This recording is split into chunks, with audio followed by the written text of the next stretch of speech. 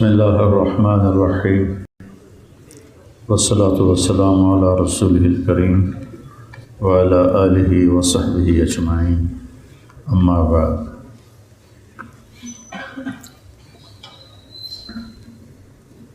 انسان کے علاوہ دنیا میں ہر مخلوق پڑھی لکھی پیدا ہوتی ہے، وہ ایک مچھر ہو، ایک چونٹی ہو، یا وہ ہاتھی ہو، سب کو اللہ ربنا الذی اعطی کل شیء خلقہ ثم ہدی، ساری مخلوق کو اللہ انڈے سے نکلے یا وہ ماں کے پیٹ سے نکلے انتہائی تعلیم یافتہ پیدا کرتا ہے۔ نباتات کو بھی اللہ تعلیم یافتہ پیدا کرتا ہے۔ آم کے اوپر انگور نہیں پیدا ہوں گے، کریلا میٹھا نہیں بنے، کڑوئی ہوگا، بھنڈی لیسدار ہوگی۔ ان کو یہ علم دے دیا گیا ہے کہ تیری یہ صفت اور خاصیت ہے، تو نے ایسا ہی ہونا ہے۔ لیکن انسان جاہل پیدا ہوتا ہے۔ واللہ اخرجکم من بطون امہاتکم لا تعلمون شیئا، اللہ نے تمہیں ماں کے پیٹ سے پیدا کیا، تم کچھ بھی نہیں جانتے تھے۔ تو اس کو باہر سے علم لینا پڑتا ہے، اور باہر دو علم چل رہے ہیں، ایک شیطان کا ہے اور ایک رحمان کا ہے۔ الرحمن علم القرآن، ایک اللہ کا علم ہے جو یہ کتاب کی شکل میں ہمارے سامنے موجود ہے۔ اور فبما اغویتنی لأزینن لہم فی الارض ولأغوینہم اجمعین، ایک شیطان کا علم ہے کہ مجھے اگر نکال رہے ہو تو ان کو میں ایسا پھنساؤں گا۔ شیطان اللہ سے کہہ رہا ہے میں انہیں اتنی خوبصورت کر کے اپنی چیزیں دکھاؤں گا، اپنا علم ایسے پیش کروں گا، زخرف القول، بڑا خوبصورت کر کے پیش کروں گا، تو میں سب کو گمراہ کر دوں گا۔ تو چونکہ ہمارا جنت اور جہنم کا پیپر ہے، کفر اور ایمان کا پیپر ہے، تو ہمارے لیے اللہ تعالیٰ نے فَأَلْهَمَهَا فُجُورَهَا وَتَقْوَاهَا، میرے بندے ہم نے آپ کے اندر اچھائی کو سمجھنے کا بھی ایک سسٹم بنا دیا ہے، اور برائی کو سمجھنے کا بھی ایک سسٹم بنا دیا ہے۔ اور فَمَنْ شَاءَ فَلْيُؤْمِنْ وَمَنْ شَاءَ فَلْيَكْفُرْ إِنَّا هَدَيْنَاهُ السَّبِيلَ إِمَّا شَاكِرًا وَإِمَّا كَفُورًا، اب میرے بندے تیری مرضی ہے، تو کفر کا راستہ اختیار کر یا ایمان کا راستہ اختیار کر، تیری مرضی ہے تو ایمان لا یا تو اِنَّا هَدَيْنَاهُ السَّبِيلَ، ہم نے تمہیں دونوں راستے دکھا دیے، اما شاکر و اما کفور، یہ شکر گزاری کا راستہ ہے جس کا نام ایمان ہے، اسلام ہے، یا ناشکری کا راستہ ہے جس کا نام کفر ہے، الحاد ہے۔ تو اللہ نے ہم پہ فضل فرمایا کہ ہمیں جناب رسول اللہ صلی اللہ تعالیٰ علیہ وسلم کا امتی بنائے، اور ہماری کتاب کی حفاظت خود اپنے ذمے لے لے۔ اِنَّا نَحْنُ نَزَّلْنَا الذِّكْرَ وَإِنَّا لَهُ لَحَافِظُونَ، اس کا ایک لفظ بھی کوئی آگے پیچھے نہیں کر سکتا، اس میں کوئی چیز داخل نہیں ہو سکتی، نہ اس میں سے کوئی چیز نکالی جا سکتی ہے۔ اس کو اس طرح اللہ تبارک و تعالیٰ نے محفوظ کر کے بنایا ہے۔ ساری دنیا کے دجال، کب قرآن نے کہا تھا کہ قُلْ لَئِنِ اجْتَمَعَتِ الْإِنسُ وَالْجِنُّ عَلَىٰ أَنْ يَأْتُوا بِمِثْلِ هَٰذَا الْقُرْآنِ لَا يَأْتُونَ بِمِثْلِهِ وَلَوْ كَانَ بَعْضُهُمْ لِبَعْضٍ ظَهِيرًا، کہ میرے بندو تم سارے انسان اور سارے جنات اکٹھے ہو جاؤ اور اس کے برابر کوئی ایک کلام تیار کر کے دے دو تو نہیں کر سکتے، چاہے تم ایک دوسرے کے مددگار ہی کیوں نہ ہو۔ لیکن لفظ ہے ظہیرہ، نصیرہ نہیں ہے۔ نصیرہ مددگار، ظہیر کسے کہتے ہیں؟ جو پیچھے کھڑا ہو کے نا دھکا لگا رہا. ظہر پشت کو کہتے ہیں، ظہیر جو پشت کے پیچھے کھڑا ہو. تو اتنا زور لگاؤ کہ تمہارا ایسے قدم اکھڑ جائیں زور لگاتے لگاتے، تو پیچھے تمہیں ایک آدمی سہارا دینے والا ہو. پھر اس کے زور لگتے لگتے قدم اکھڑ جائیں، اس کو پیچھے سہارا دینے والا ہو. پوری کائنات کے انسان ایک دوسرے کو پکڑ پکڑ کے سہارا دے رہے ہوں، بناؤ بناؤ، لکھو لکھو لکھو. وہ سارے جنات بھی زور لگا رہے ہوں، لکھو لکھو لکھو. تو میرا اللہ کہتا ہے نہیں کر سکتے. وَلَوْ كَانَ بَعْضُهُمْ لِبَعْضٍ ظَهِيرًا، نصیرہ نہیں کہا، ظہیرہ کے لفظ میں جو حسن ہے وہ بے بسی بتاتا ہے کہ تم اتنے بے بس ہو کہ جس کو پنجابی میں کہتے ہیں ٹل آلا.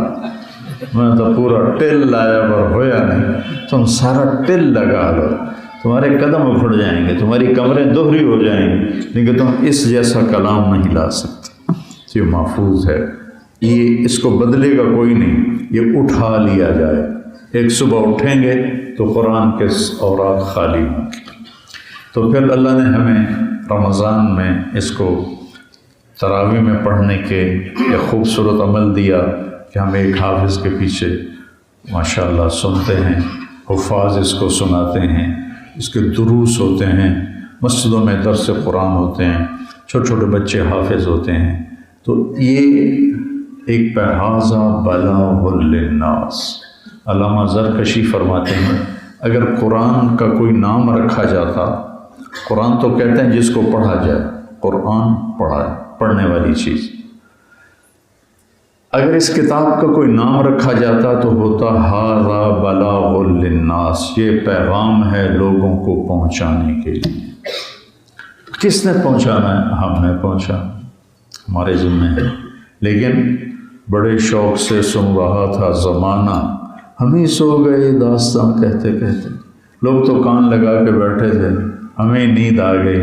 کسی کو دکان نہیں، کسی کو دفتر نہیں، کسی کو تجارت نہیں، کسی کو زراعت نہیں، کسی کو سیاست نہیں، کسی کو حکومت نے ایسا جکڑا کہ سننے والے بیچارے پکارتے رہ گئے کہ سناؤ سناؤ. وہ سنانے والے سو گئے، ہمیں سو گئے داستان کہتے کہتے. تو اس قرآن کو اپنی زندگی کا ورد بناؤ. یہ صرف تراویح میں سننے کے لیے نہیں ہے. تو میں آپ سب کے سامنے ہاتھ جوڑتا ہوں، اس وقت امت قرآن سے ٹوٹی ہوئی ہے، انہیں کچھ نہیں پتا کہ اللہ کیا کہہ رہا ہے، کچھ نہیں پتا. لہٰذا جو ممبر پہ بیٹھتا ہے، جس قسم کی واہیات وہ بولتا ہے، اس کو واہ واہ کہنے والے لوگ بیٹھے ہوئے. وہ کفر بکرا ہوتا ہے، شرک بکرا ہوتا ہے، اور اس کو واہ واہ سبحان اللہ سبحان اللہ، اس کو یہ نعرے لگا رہے ہوتے. اس لیے کہ ہم نے اس کے ساتھ ناانصافی کی. ہم نے اس کو پڑھا، اس کو پڑھنا ترجمے کے ساتھ. یہ صرف علماء نے تو چلو عربی پڑھی، لیکن قرآن تو ساری امت کے لیے ہے. باقی امت کیا کرے؟ اللہ علماء کو جزائے خیر دے جنہوں نے اس کے ترجمے کر دیے. تو میں آپ سب سے اس رمضان کا واسطہ دے کر کہتا ہوں کہ ورد بنا لو کہ مجھے 2 صفحے 4 صفحے قرآن کا ترجمہ روزانہ پڑھنا ہے. مکی صورتیں پہلے کرو، زیادہ فائدہ ہو. باقی جہاں سے بھی شروع کرو. یہ تو برفی کی ڈلی ہے، جدھر سے بھی توڑو گے میٹھی ہوگی. یہ تو قرآن ہے، جدھر سے پڑھو گے مٹھاس ملے گی. تو میں ہر سال رمضان المبارک میں قرآن پاک کے کچھ اجزاء جو میرے ذہن میں تلاوت سے آتے ہیں وہ میں لوگوں کے سامنے پیش کرتا ہوں. اس دفعہ مجھے خیال آیا کہ اللہ قرآن میں ایک کہتا ہے یا ایھا الناس، اے دنیا کے انسان. اس میں ساری دنیا کے لوگوں سے اللہ بات کرتا ہے. پھر اللہ کہتا ہے یا ایھا الذین کفروا، اے وہ لوگ جنہوں نے اللہ کا انکار کیا. اللہ صرف ان سے بات کرتا ہے. اللہ کا انکار 2 طرح ہے. ایک ہے کہ اللہ ہے ہی کوئی نہیں. اس کے بھی کروڑوں لوگ ہیں جو کہتے ہیں اللہ کوئی نہیں ہے. سب سے بڑی حماقت اور نادانی کا بول کہ یہ کائنات آپ ہی چل رہی ہے. سورج آپ ہی نکل آتا ہے، چاند آپ ہی گھٹتا اور بڑھتا ہے. یہ بہت بڑی جہالت ہے۔ دوسرا کفر کیا ہے؟ اللہ کا انکار کیا ہے؟ کہ اللہ کے شریک ٹھہرانا۔ قالت الیہود عزیر ابن اللہ وقالت النصارى المسیح ابن اللہ۔ ایک گروہ نے کہا کہ عزیر اللہ کا بیٹا ہے، اور ایک گروہ نے کہا کہ عیسیٰ اللہ کا بیٹا ہے۔ اللہ کی ذات میں شریک ٹھہرا، یا اللہ کو اس کی ذات و صفات کے پہچانے بغیر کیا اس کی مورتی بنا دینا۔ جیسے کتنے مذاہب ہیں جو مورتیوں کی پوجا کرتے ہیں۔ یہ بھی کتنے بڑے آج کے دور میں، سائنس کے دور میں، اپنے ہاتھوں سے ایک مورتی بنائی اور اسی کی پوجا شروع کر دی۔ بنو حنیفہ ایک قبیلہ گزرا ہے، یہ جو ہمارے سعودیہ کے حکمران ہیں یہ اسی قبیلے سے۔ کھجوریں بہت ہوئیں تو انہوں نے کھجوروں کا ایک بت بنا دیا، بہت بڑا بت، اور سارا سال اس کی پوجا کرتے رہے۔ اگلے سال قحط آ گیا، پھل خراب ہو گئے، تو جس کو سارا سال پوجتے رہے تھے نا، اسی کو توڑ توڑ کے کھا گئے سارے۔ تو یہ بھی اللہ کو نہ ماننا ہے۔ یا ایھا الناس، یا بنی آدم، یا ایھا الذین کفروا، اور یا ایھا الذین ھادوا، یا اہل الکتاب، یہ 5 طرح کے خطاب ہیں۔ اللہ کبھی کہتا ہے اے اہل کتاب، اے موسیٰ کی قوم یہود، اے آدم کی اولاد، اے دنیا کے انسانوں، اے میرا انکار کرنے والوں۔ اور ایک اللہ کہتا ہے یا ایھا الذین آمنوا۔ یہ سب سے خوبصورت خطاب، کسی امت کو اللہ نے یا ایھا الذین آمنوا نہیں کہا۔ یہ ہمیں ٹائٹل ملا ہے اور ہمارے لیے بہت بڑا اعزاز ہے کہ اللہ ہمیں کہہ رہا ہے اے ایمان والو، یعنی اللہ ہمارے ایمان کی گواہی دے رہا ہے، اے ایمان والو۔ بہت بڑی عزت افزائی ہے اللہ کی طرف سے ہمارے، اے ایمان والو۔ یہ قرآن میں 99 دفعہ آیا ہے، ایک کم 90، لیکن یا ایھا النبی اذا طلقتم النساء کو بھی قائم مقام یا ایھا الذین آمنوا کے مفسرین نے قرار دیا ہے، تو اس طرح 90 دفعہ بن جاتا ہے یا ایھا الذین آمنوا۔ تو اللہ جب کہتا ہے نا یا ایھا الذین آمنوا، تو یہ ایسی ہے جیسے میں کہوں اور سب ذرا ادھر آنا، میری بات سننا۔ اب یہ سارے بیٹھے ہیں اور میں اس کو، تمہارا نام کیا ہے؟ یاسین، ذرا میری بات سننا۔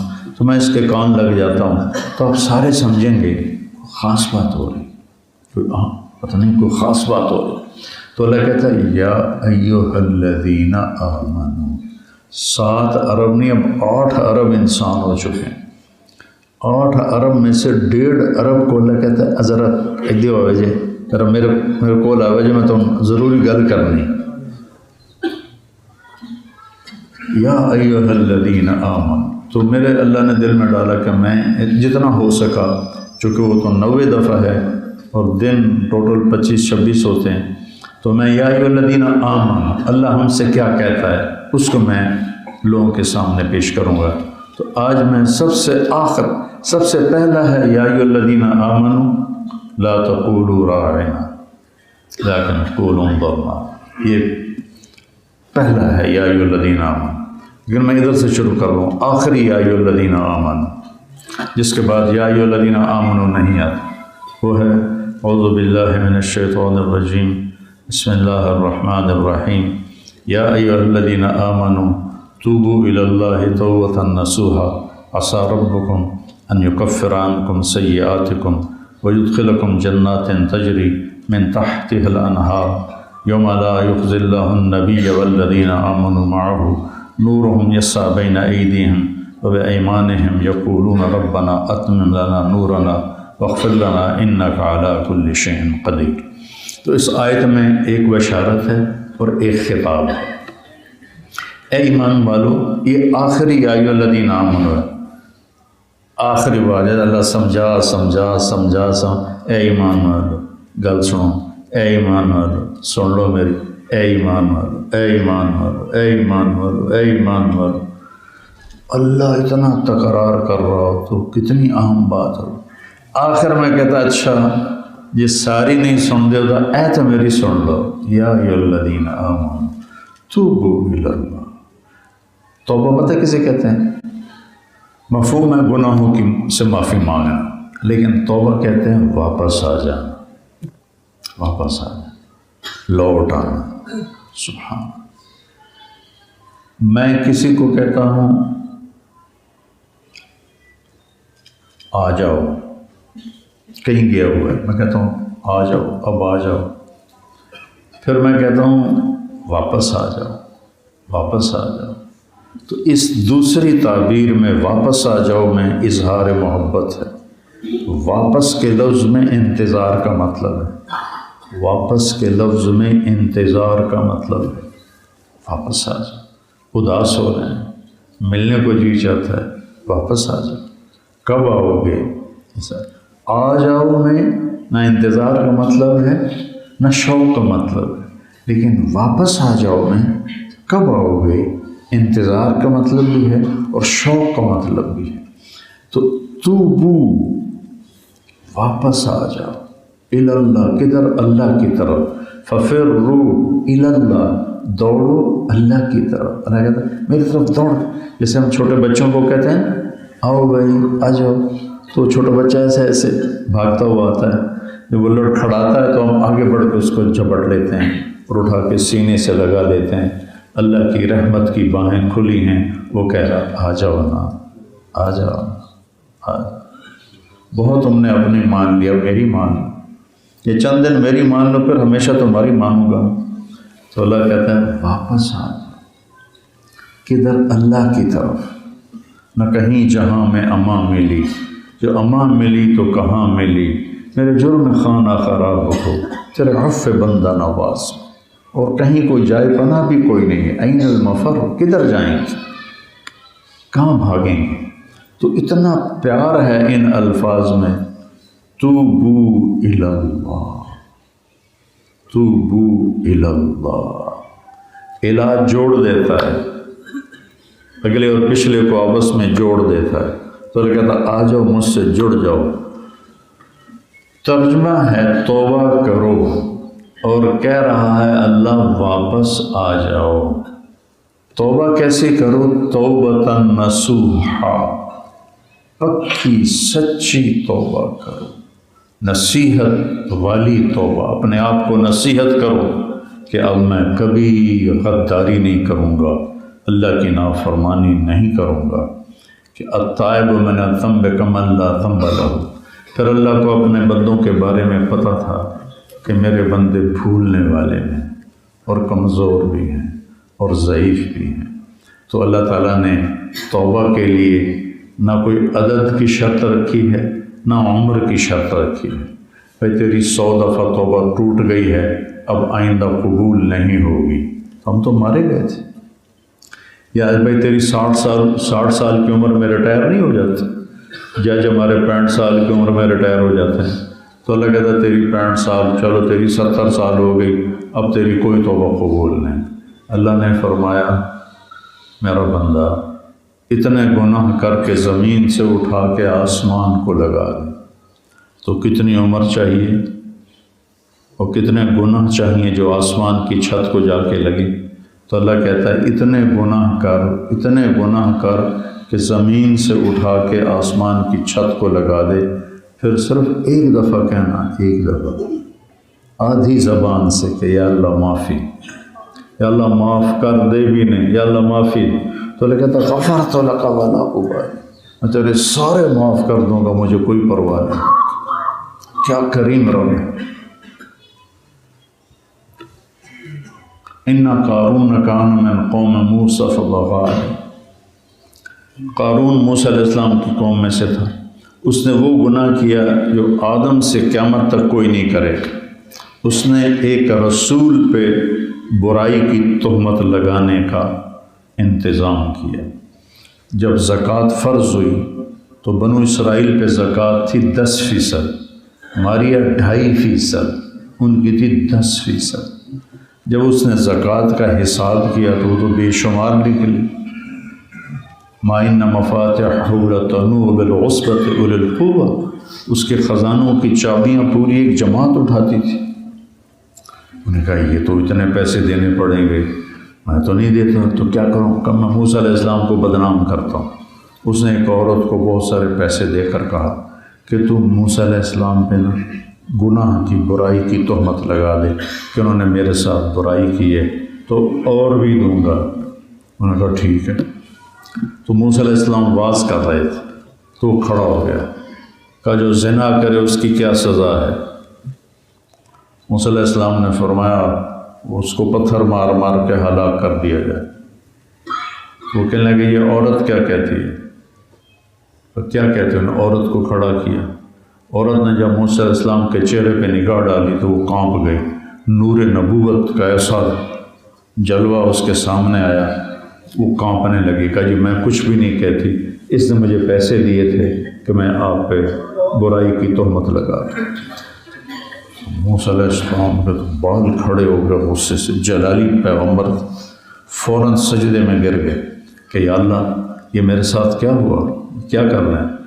تو اللہ تعالیٰ نے فرمایا زمین تیرے تابع ہے، جو کہے گا وہ کرے گی۔ تو سجدے سے کھڑے ہوئے اور کہا زمین سے اخسفی بہی، پکڑ لے اس کو۔ تو اس کے پاؤں زمین میں چلے گئے، تو اسے چل گیا پتہ کہ کام ہو گیا میرا۔ کہنے لگا موسیٰ مجھے معاف کر دے، میں پھر نہیں کروں۔ موسیٰ علیہ السلام نے کہا اور پکڑ لے، وہ گھٹنوں تک چلا۔ پھر کہنے لگا مجھے معاف کر دے، میں آئندہ نہیں کروں گا۔ میں کہا اور پکڑ لے، وہ کہتے مجھے معاف کرو، وہ کہتے اور پکڑ لے، یہاں تک، پھر یہاں تک، پھر یہاں تک، پھر یہاں تک، یہاں تک بھی تھا تو اس نے کہا معاف کر دے، پکڑ لے۔ وہ سارا اندر غائب، وَهُوَ يَتَجَلْجَلُ فِي الْأَرْضِ إِلَىٰ يَوْمِ الْقِيَامَةِ، وہ قیامت تک اس میں دھنستا جائے گا، دھنستا جائے گا، دھنستا جائے گا۔ وہ دھنس گیا تو جبریل آ گیا، کہنے لگا کہ مجھے اللہ تعالیٰ نے بھیجا ہے آپ کے پاس۔ اللہ تعالیٰ کہہ رہے ہیں کہ موسیٰ تجھ سے معافیاں مانگتا رہا، تو نے معاف نہ کیا، وعزتی وجلالی لو استغاث بی لاغاثتہ، مجھے میری عزت کی قسم اگر مجھ سے معافی مانگتا تو میں اسے زمین سے باہر نکال دیتا، میں اسے معاف کر دیتا۔ اتنے بڑے جرم کے لیے نبی کی خواہش کے خلاف لو استغاث بی لاغاثتہ، اگر مجھ سے معافی مانگتا تو میں اسے معاف کر دیتا۔ اتنا کریم اللہ ہے۔ ہماری فطرت میں ہے غلطی ہو جانا، غلطی ہونا فطری چیز ہے، نہیں بچ سکتا۔ جیسے سانس ہماری فطرت ہے، ایسے بھول جانا ہماری فطرت ہے۔ تو بعض اوقات شیطان کہتا ہے تو نے اتنے گناہ کیے، تیری تو بخشش ہی کوئی، کیا فائدہ، جو موج کرنی یہیں کر لے۔ کتنوں کو شیطان نے اکھاڑ دیا، پچھاڑ دیا اس بات پہ کہ اتنے گناہ کر لیے ہیں، اب تو ہماری بخشش ہی کوئی نہیں، لہذا کیا فائدہ۔ اور اللہ تعالیٰ کہتا ہے نہیں نہیں نہیں، اور میرے نبی کہتے ہیں، مجھے حدیث یاد ہے، ما اسر من استغفر وین عاد فی اليوم 70 مرۃ، جس نے دن میں 100 دفعہ توبہ توڑی اور 100 دفعہ پھر کر لی تو میرا اللہ اس کو معاف کرتا ہے اور اس سے تعلق دوستی باقی رکھتا ہے۔ یہ نہیں کہتا کہ تجھے مجھے نا جاوید چودھری کا ایک دفعہ فون آیا، وہ جو کالم نگار ہے، کہنے لگا آپ لوگوں کو گناہوں پہ ابھار رہے ہو۔ مجھے کہنے لگا تم لوگوں کو گناہوں پہ ابھار رہے ہو۔ میں نے کہا وہ کیسے؟ کہ تم کہتے ہو جتنی دفعہ مرضی توبہ کرو اللہ معاف کر دیتا، تو تمہارا نوکر کوئی 2-3 دفعہ غلطی کرے تم اسے معاف کرو گے؟ میں نے کہا چودھری صاحب یار بڑے بھولے آدمی ہو، تو نے طارق جمیل اور اللہ کو ایک بنا دیا ہے۔ کہاں اللہ کہاں طارق جمیل، میرا تو بیٹا اگر میرے ساتھ بدتمیزی کرے گا تو میں اسے گھر سے نکال دوں گا، وہ تو نوکر کی بات کر، تو بیٹا میرے سامنے آئے گا تو میں اسے اپنے راستے سے ہٹا دوں گا۔ ہارون رشید نے اپنے بیٹے سے کہا الملک عقیم، یاد رکھنا بادشاہت کی اولاد کوئی نہیں ہوتی۔ اپنے بیٹے سے کہنے لگا یاد رکھنا بادشاہت کی اولاد کوئی نہیں ہوتی۔ میں نے کہا جی کیا مطلب؟ اگر تو بھی میری بادشاہی میں مجھ سے لڑے گا نا تیرا سر بھی اڑا دوں۔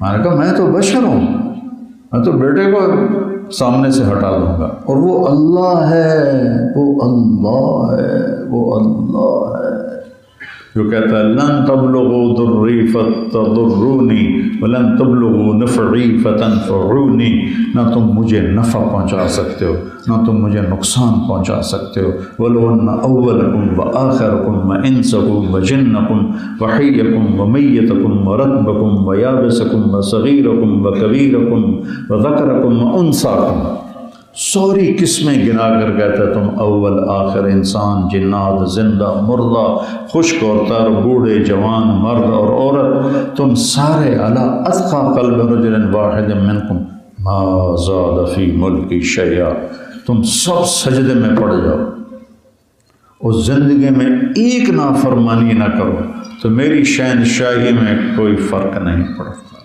کوئی میں اونچا نہیں ہو جاتا تمہاری اطاعت سے۔ اور اگر تم سارے علی افجر قلب رجل واحد منکم ما نقص فی ملکی شیئا، تم انسان، جنات، زندہ، مردہ، خشک تر، بوڑھے، جوان، مرد، عورت، اگلے پچھلے، نئے پرانے، سب اکٹھے ہو کر نافرمان بن جاؤ اور میرا نام ہی بھلا دو تو میری شہنشاہی میں اتنا بھی فرق نہیں پڑتا۔ تو لہٰذا ہمارے گناہوں سے وہ گھٹتا نہیں اور ہماری فرمانبرداری سے وہ بڑھتا نہیں، ہمیں معاف کرنے سے اس کے خزانے گھٹتے نہیں، ہمیں دینے سے اس کے خزانے گھٹتے نہیں۔ توبوا الی اللہ توبۃ نصوحا، خود نصوحا کے اندر موجود ہے۔ نصوح کسے کہتے ہیں؟ ناصح، نصیحت، نصح ینصح، ناصح درزی کو کہتے ہیں، درزی کو کہتے ہیں ناصح۔ درزی کیا کرتا ہے؟ وہ کپڑے کو کپڑے سے جوڑتا ہے، دیکھو یہ سلائی لگی ہوئی ہے، اس نے اس کپڑے کو اس کپڑے سے جوڑا ہے سلائی کے ساتھ، تو اللہ کہتا ہے تم بھی ایسی توبہ کرو کہ میرے ساتھ جڑ جاؤ، میرے اور میرے نبی کے ساتھ جڑ جاؤ، جیسے دھاگا کپڑے کو کپڑے سے جوڑ دیتا ہے، تم بھی توبہ کے ذریعے سے میرے ساتھ جڑ جاؤ، میرے نبی کے ساتھ جڑ جاؤ۔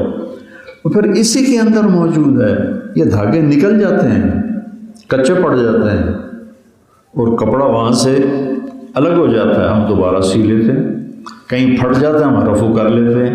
یہ تو نصوحہ کے اندر موجود ہے کہ اگر کہیں کوئی گڑبڑ ہو جائے گھبرانا نہیں، میں شرمندہ ہو کہ میرے پاس آ جانا، میں سارے معاف کر دوں، میں سارے معاف کروں، ولا ابالی، مجھے پرواہ نہیں کوئی۔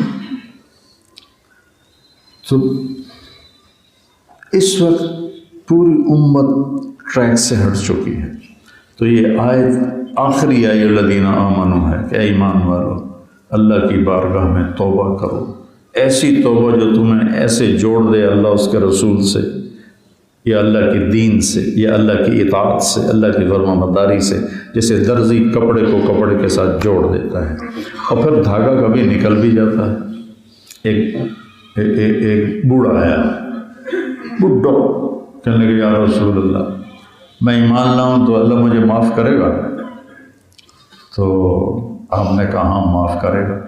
کہا وغدراتی وفجراتی، میں نے تو بہت زیادہ گناہ کیے ہوئے ہیں، بہت زیادہ بدماشیاں کی ہوئی ہیں، اب بڑھاپے میں توبہ کرنے لگا ہوں تو معاف کرے گا؟ ہم نے کہا وغدراتک وفجراتک، انہیں پھر کہا وغدراتی وفجراتی، میری بدماشیاں، میری آوارگی، میری فحاشی ساری معاف کرے گا؟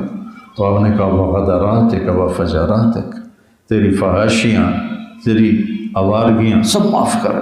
اس کو پھر بھی یقین نہیں ہے، پھر 3 باری بولے وغدراتی وفجراتی، کیا واقعی میرے سارے معاف کرے گا؟ اللہ نے کہا، اللہ کے نبی نے فرمایا وغدراتک وفجراتک، واقعی تیرے سارے معاف کرے گا۔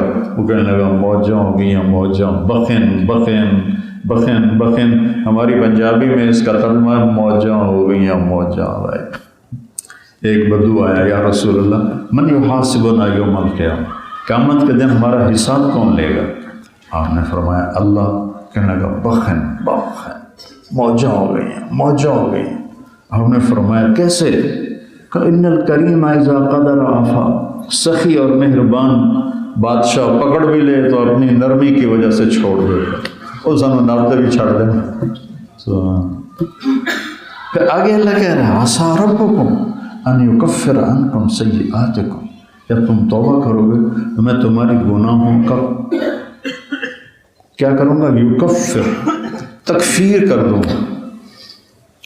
یعفو، عفو چھپانا، تکفیر مٹانا، کہ کفار ذمہ دار کہتے ہیں آجب الکفار نباتہ، اس کو کیوں کفار کہتے ہیں؟ کہ وہ دانے کو زمین میں ڈالتا ہے، دانہ پھٹ کے فنا ہو کے مٹ جاتا ہے اور وہاں ایک نیا درخت پیدا ہوتا ہے۔ تمہارے گناہوں کو اللہ ایسے بے نشان کر کے ایک نئے ایمان والے کی طرح تمہیں وجود بخشے گا، جیسے درخت نیا ہو کے پیدا ہوتا ہے، دانہ تو فنا ہو جاتا ہے، مٹا دے کیا ہے اپنی ہستی کو، اگر کچھ مرتبہ چاہے کہ دانہ خاک میں مل کر گل و گلزار ہوتا ہے۔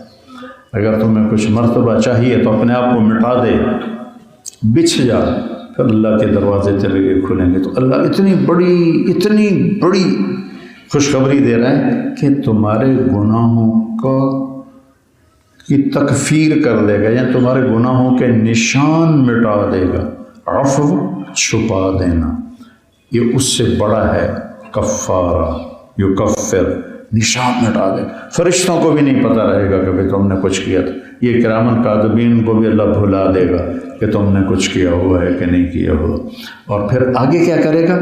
وَيُدْخِلَكُمْ جَنَّاتٍ تَجْرِي مِن تَحْتِهَا الْأَنْهَارُ، وہ تمہیں ایسی جنتوں میں لے جائے گا جس کے نیچے دریا بہتے ہیں۔ انہار نہر کا ترجمہ تو اردو میں نہر اور چیز ہے اور عربی میں نہر دریا کو کہتے ہیں، جس کے نیچے دریا بہتے ہیں۔ دریا، عرش کے نیچے ایک حوض ہے جس کے 4 دروازے ہیں، ایک سے پانی نکل رہا ہے، ایک سے دودھ نکل رہا ہے، ایک سے شہد نکل رہا ہے، ایک سے شراب نکل رہی۔ یہ 4 دریا نکلتے ہیں سمندر کی طرح، پھر جنت میں پھیلتے ہیں۔ یہ کتنے بڑے ہیں؟ اگر اس پوری دنیا جو 24,000 کلومیٹر کی ہے، اس کو اٹھا کر اس دریا میں، کسی ایک دریا میں، دودھ کے، شہد کے، شراب کے، پانی کے، اس میں ڈالو تو ایسا ہوگا جیسے آپ نے یہ کنکر، یہ ہے نا چھوٹا سا ڈیوائس ہے، جیسے تم نے اتنا سا کوئی کنکر نہر میں ڈال دے، جو فیصل آباد کی نہر چل رہی ہے، اس میں اتنا سا کوئی ڈال دو کنکر تو نظر آئے گا کہاں گیا۔ یہ 24,000 کلومیٹر کی دنیا کسی ایک دریا میں، دودھ میں، شہد میں، شراب میں، پانی میں ڈال دو تو یوں لگے گا جیسے چھوٹا سا روڑا اٹھا کے اور نہر میں، فیصل آباد کی نہر میں ڈال دیا۔ اتنے بڑے دریا ہیں، ان میں چلنے والی کشتیوں پر پورے محل بنے ہوئے ہیں، اور وہ محل، وہ کشتیاں چل کے کنارے پہ خود آئیں گی اور ان کو اٹھائیں گی، اور ان میں آگے ان کشتیوں میں حوریں الگ ہوں گی، محلات میں حوریں الگ ہوں گی، خیموں میں حوریں الگ ہوں گی، جو محل ہوا میں کھڑے ہیں اس میں حوریں الگ ہوں گی۔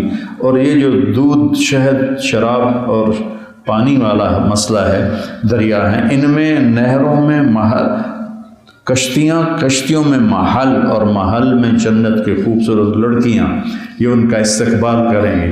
جب وہ بیچ میں آئیں گے تو چاروں طرف سے مچھلیاں گھیر لیں گی، چاروں طرف سے مچھلیاں گھیر لیں گی، اور یہ مچھلیاں خوبصورت عربی زبان بولیں گی، کہیں گے یا ولی الرحمن مجھے کھاؤ، چونکہ سب کو پتہ ہے کہ موت کوئی نہیں، جو کھائی جائے گی وہ پھر زندہ ہو جائے گی۔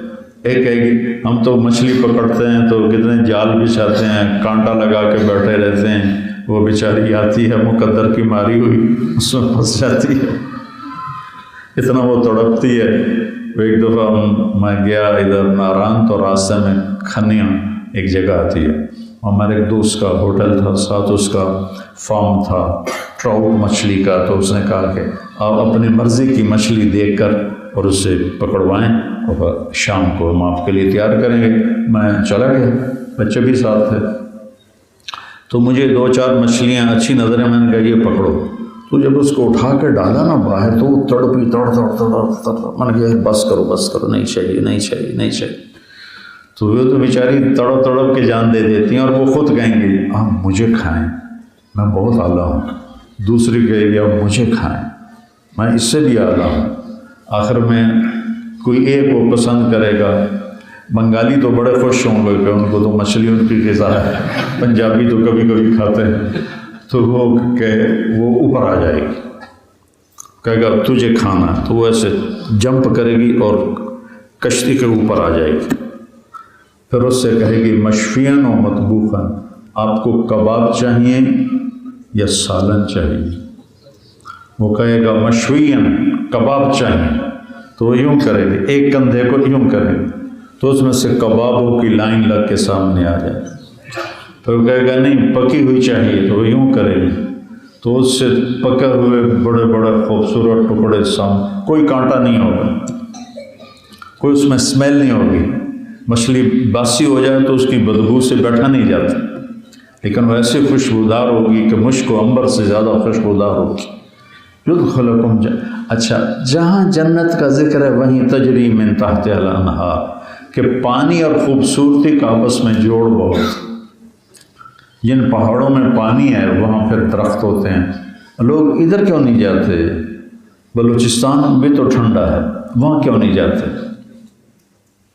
کہ وہاں کالے پہاڑ ہیں، کوئی خوبصورتی نہیں. مری بھاگے جا رہے ہیں، نوران جا رہے ہیں، سوات جا رہے ہیں، کہ وہاں پانی ہے، چشمے ہیں، دریا ہے، اور اس سے درخت ہے، سبزہ ہے، ہریالی ہے، پھول ہے، تتلی ہے، پتنگا ہے، پروانہ ہے.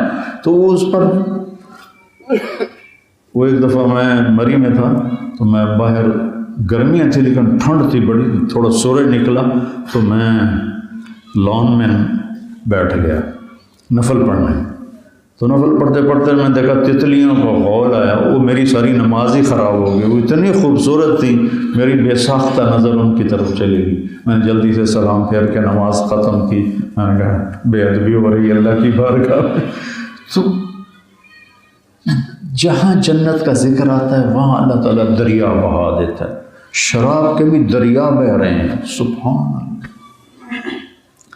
جنات تجری من تحتہا الانہار لے جائے گا جس کے نیچے دریا بہتے ہیں، دریا ہی دریا ہے. اور جتنا پانی زیادہ ہوتا ہے اتنا حسن اور خوبصورتی زیادہ ہوتی. وہ وینس اٹلی میں ایک شہر ہے جو سارا پانی میں بنا ہوا ہے.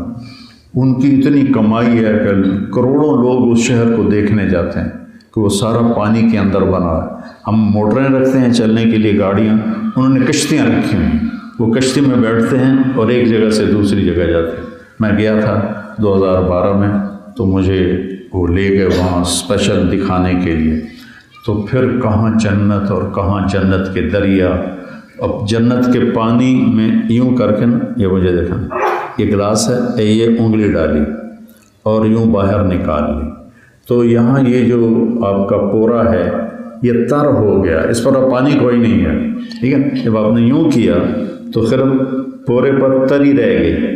اس تری کو آسمان پہ بیٹھ کے ایسے کریں زمین کی طرف، تو زمین سے لے کر آسمان تک پوری کائنات میں خوشبو پھیل جائے. کیا چیز ہے، کیا چیز ہے. تو بھائیو، جب گناہ ہو توبہ کرو، جب گناہ ہو توبہ کرو. اللہ سے ایسی توبہ مانگیں کہ توبۃ نصوحا ہو، کہ ہم کبھی پھر لوٹ کے نہ جائیں ادھر. لیکن اگر کبھی چلے گئے تو پریشانی کی ضرورت نہیں. یا اللہ میں پھر آ گیا، یا اللہ میں پھر آ گیا، یا اللہ میں پھر آ گیا. کیونکہ اللہ اور بندے میں بڑا فرق، اللہ اور انسان میں بڑا فرق. تعصب سے پاک ذات.